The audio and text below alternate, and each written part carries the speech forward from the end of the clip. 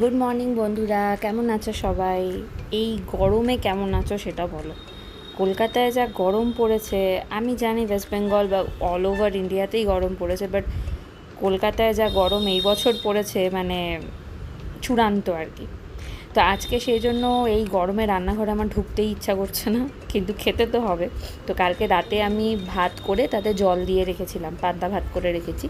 তো তার সাথে দেখি কি করা যায়, হালকা ফুলকা কিছু করে নেবো আজকে। এমনিও মাছ বা ডিম কিছু খেতে ইচ্ছা করছে না গরমে। তো আলু ভাজা আর একটু ডাল চচ্চড়ি করে নেবো। তো তার আগে আমার পুচকিকে তুলে ওকে একটু শুইয়ে দিয়ে আর তাড়াতাড়ি ঘরের কাজগুলো করে নিচ্ছে।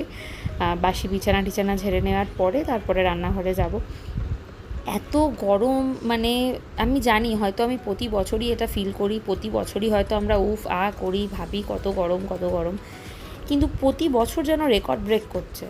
যে হারে এসি চলছে ঘরে, আর এসি থেকে যে হারে আমাদের গ্রিন হাউস গ্যাসগুলো বেরোয় আমরা সবাই জানি, সিএফসি, কার্বন মনোক্সাইড যেভাবে বেরোয়, তাতে আরও বেশি গ্লোবাল ওয়ার্মিং বাড়ছে। আর যত গ্লোবাল ওয়ার্মিং বাড়ছে তার জন্য আরও বেশি গরম হচ্ছে। মানে ইটস এ সার্কেল, এটা চেঞ্জ করা যাচ্ছে না মনে হয়। তো যাই হোক, আমি এখানে চলে এসেছি, ছটপট আমি ডাল চচ্চড়িটা বসিয়ে দেবো। তো ডালের মধ্যে যেরকম দেখলে সমস্ত কিছু কেটে দিয়ে দিয়েছি, মাখিয়ে একসাথে বসিয়ে দিয়েছি, এবার ওটা আস্তে আস্তে টেনে যাবে, চচ্চড়ি হয়ে যাবে। আর তার সাথে এখানে আমি কয়েকটা আলু কেটে নিচ্ছি, একবারে আলু ভাজা করে নেব। আমি আসলে আমার হাজব্যান্ডও পান্তা ভাত খাবে বলেছে অফিস থেকে এসে, বাট ও যেহেতু রাতে খাবে তাই ওর ভাতে আমি জল দিইনি। আমি দুপুরে যেটা খাবো সেটা জল দিয়ে বাইরে রাখা ছিল, আর ও যেটা খাবে সেটা ফ্রিজে রাখা আছে। ওটা আমি বিকেলবেলা বা সন্ধেবেলা ফ্রিজ থেকে বের করে জল দেবো, নাহলে একদম পচে উঠবে ভাতটা। তো তাই জন্য ওটা ফ্রিজেই রয়েছে।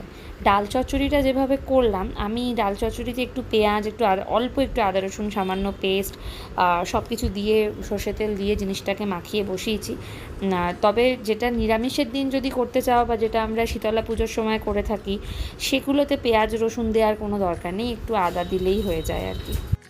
তো আজকে এই গরমে আমি ব্রেকফাস্টও করছি দই ভাত। তো তার সাথে আমি জাস্ট কারি পাতা আর সর্ষের একটা তড়কা লাগিয়ে নিচ্ছি, ভীষণ ভালো খেতে লাগে। কার্ড রাইস মানে এইভাবেই করে, এর সাথে সামান্য একটু নুন চিনি।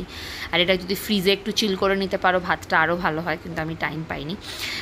যাই হোক, তো এই গরমে আজকে যা সাংঘাতিক গরম, সেই গরমে সকালবেলা কার্ড রাইস ব্রেকফাস্ট, আর লাঞ্চে পান্তা ভাত, আলু ভাজা আর ডাল চচ্চড়ির সাথে আমার মনে হয় দিস ইজ দ্য বেস্ট। তো চলো, আজকের ভিডিওটা এই অবধি রাখছি। এই গরমে সবাই সুস্থ থেকো, প্রচুর জল খেও, হাইড্রেটেড থেকো। Tata, bye bye.